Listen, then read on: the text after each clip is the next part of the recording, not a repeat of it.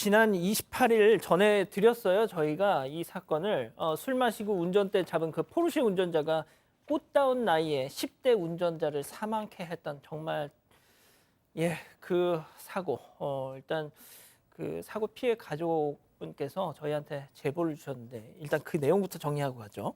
네, 이 사고 이제 저도 굉장히 좀 뚜렷하게 기억이 나거든요. 예. 왜냐하면 그 피해를 입은 또 운전자가 19살 막 고등학교를 맞습니다. 졸업한 너무 어린 꽃다운 나이였기 때문에 저도 너무 안타까워했던 사고입니다. 지난달 27일 새벽 12시 45분에 전주의 한 교차로에 일어났고요. 포르쉐 차량이 경찰을 이렇게 가서 이제 추돌을 한 사고였습니다. 근데 50km의 속도 제한이 있는 거리에서 159km로 달려서 이제 과속을 했고요. 그때 적색 전면 등의 신호를 잘 지키고 서 있던 그런 경찰을 그대로 가서 들이받은 거죠. 그리고 또 이제 심지어 조사 결과 포르쉐 운전자가 사고 직전에 브레이크도 밟지 않은 것으로 지금 밝혀지고 있습니다. 경차 그때 수십 미터를 가가지고 내동댕이 쳐서 전복되었고요. 포르쉐 차량도 바로 멈추지 못하고 100m가량 미끄러지다가 연석에 부딪히고 멈췄습니다. 그리고 아까 말씀드렸듯이 이걸로 인해서 이 19세 운전자가 사망을 했고 동갑내기 친구 역시 옆에 있던 친구도 머리를 크게 다쳐서 중상을 입고 병원에 옮겨졌습니다. 앞서 보신 그 주유소 CCTV 영상만 저희가 처음 그때 전해드렸을 때 그 영상만 제공을 해드렸었는데, 자 저희가 단독으로 확보를 했습니다.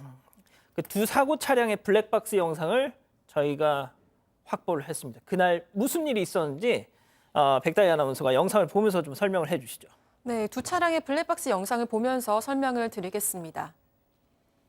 네, 늦은 밤 당시 도로 CCTV에는 꽤 빠른 속도를 질주하는 차량 한 대가 포착이 되고 있습니다. 이어서 포르쉐 차량 블랙박스 영상을 볼 텐데요.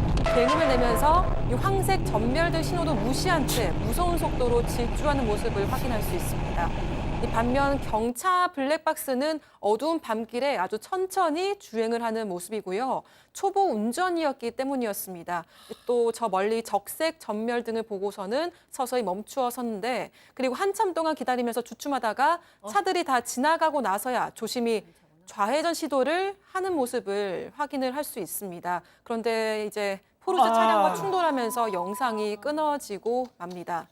네, 가해 차량인 포르쉐 블랙박스는 무슨 영문인지 사고 직전 영상은 잘려 있습니다. 하지만 가해 운전자가 얼마나 빠른 속도로 내달렸는지는 확인할 수 있는데요. 당시 신호 위반과 과속 그리고 음주운전으로 인한 사망사고가 났지만 경찰은 현장에서 당연히 해야 했을 음주 측정을 하지 않아서 지금 논란이 되고 있습니다.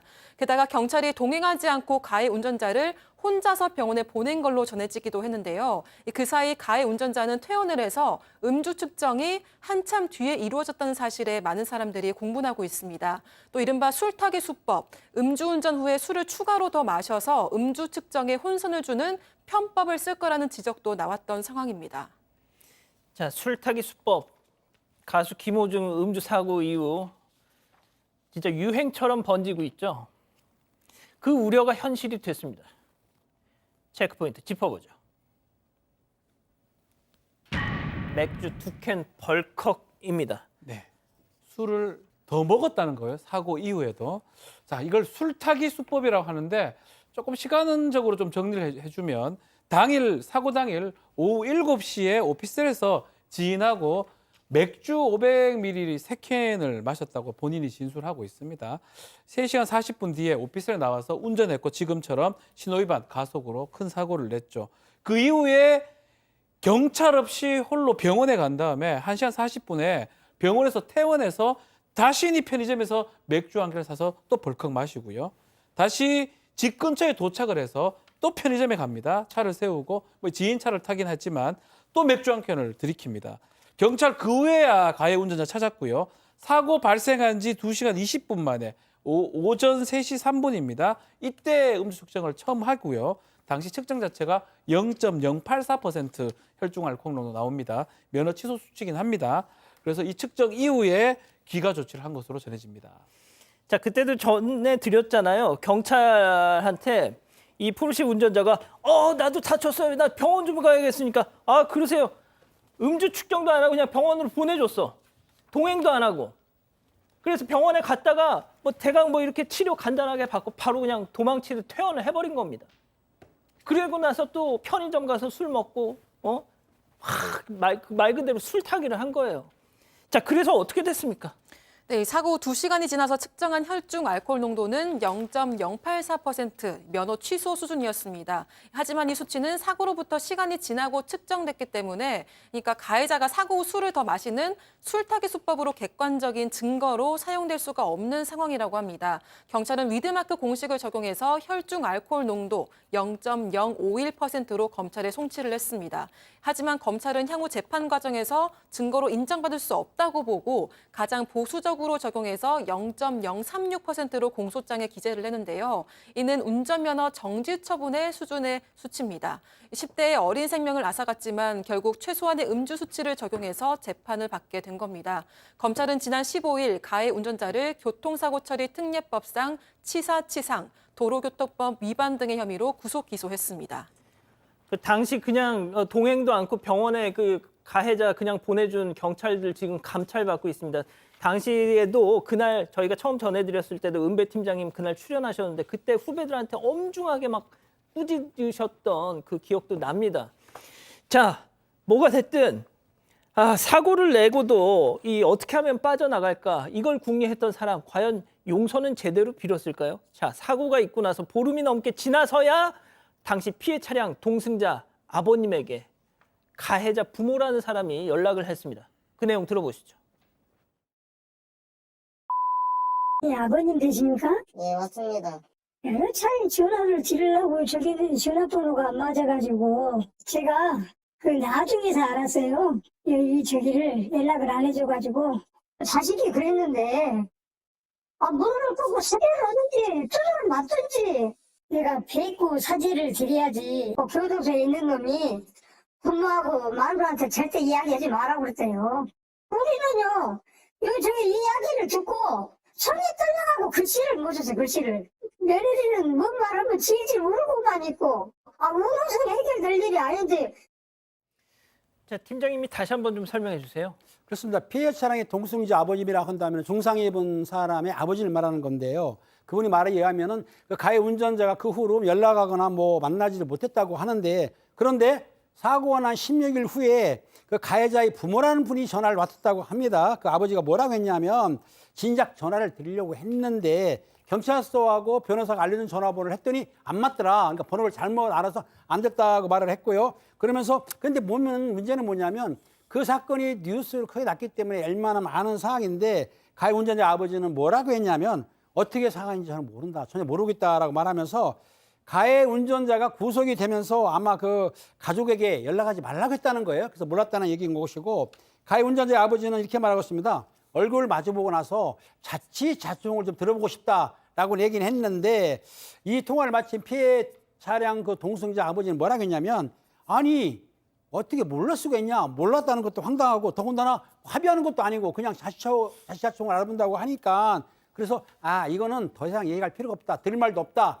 라고 지금 말하고 있는데 아마 제 생각에는 그 가해 차량 아버지가 전화를 좀 늦게 한 것도 그렇고 뭐 합의 얘기도 안 꺼내고 그냥 내용을 알아보자. 이것 때문에 아마 거기에 대화할 가치가 없다고 생각할 것 같습니다. 자, 제일 중요한 거 그 포르쉐 운전자. 네. 그 인간은 지금 뭐 하고 있답니까? 자, 지금 재판이 진행 중입니다. 지난 22일 날 재판을 했는데 재판은 뭐 이제 인정되기 때문에 20분 만에 끝났다고 하고요. 다만 이 법정에서 뭐 비명소리, 유족들의 어떤 그런 것들이 비명소리가 울려 퍼졌다고 합니다. 지금 눈에 띄는 부분 중에 하나가 피해 가족들의 뭐 얘기긴 한데 법정에서 이 가해 운전자가 사과는커녕 고개 빳빳이 세우고 그 모습을 보여서 분노를 좀 사게 됐다고 하고 또 피해 가족들의 얘기에 따르면 가해 운전자가 그런 얘기를 했대요. 나 지금 합의할 생각 없다. 몸으로 때우면 되지. 이런 식으로 말을 했다라고 합니다. 그래서 너무 이런 태도가 좀 허망해서 한동안 이 피해 가족들이 발길을 법정에서 옮길 수 없었다고 합니다. 몸으로 때우겠다. 자, 고등학교를 졸업해서 이제 막 성인이 된 19살 어린 친구가 숨졌습니다.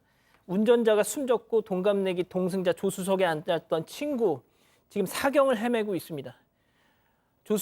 조수석에 앉았던 그 친구의 아버님 얘기 들어보시죠. 저희 딸은 아직 못 깨어나고 있어요. 병원에서는 밤 내사라고 하고 어제도 한번 잠깐 눈을 뜰 때는 있었습니다. 근데 이제 초점은 여전히 없고 뭐 이렇게 정신이 깨어나는 거하고는 전혀 무관한 거라고 들었습니다. 젊은 게 좀 기대해보자고는 하는데요. 그런 확답이라도 붙는다면 기다리겠죠. 초조하지도 않고 이렇게 애타하지도 않고. 저희도 그렇지만 뭐 이제 우리 딸 친구도 그러니까. 자, 교수님. 네, 이 동승자는 지금 사고 26일째 못 깨어나고 있습니다. 얼마나 부모님들의 마음이 애타시겠어요. 병원에서는 반뇌사 상태다라고 얘기를 했고요. 아직은 젊으니까 좀 기다려가지고 기다려보자라고 얘기하지만 간 수치도 올라가고 열도 떨어지지 않아서 너무 속상해하고 계시고 현재는 중환자실 집중관리실에 있다고 하고요. 그 가해자의 뻔뻔한 태도에 너무나 화가 난다라고 부모님께서 밝히셨습니다. 자, 팀장님, 그 몸으로 때우겠다고 하면은 이거 어떻게 되는 겁니까? 몸으로 때운다 그러면은 자기가 돈을 안 넣고 합의 안 한다는 얘기고 아마 그 실형을 받더라도 산다는 얘기죠. 그런 상황이기 때문에 뭐 제가 보기에는 그렇게 맘먹은 사람은 방법은 없습니다. 하지만 강하게 처벌을 해야 되겠죠. 알겠습니다.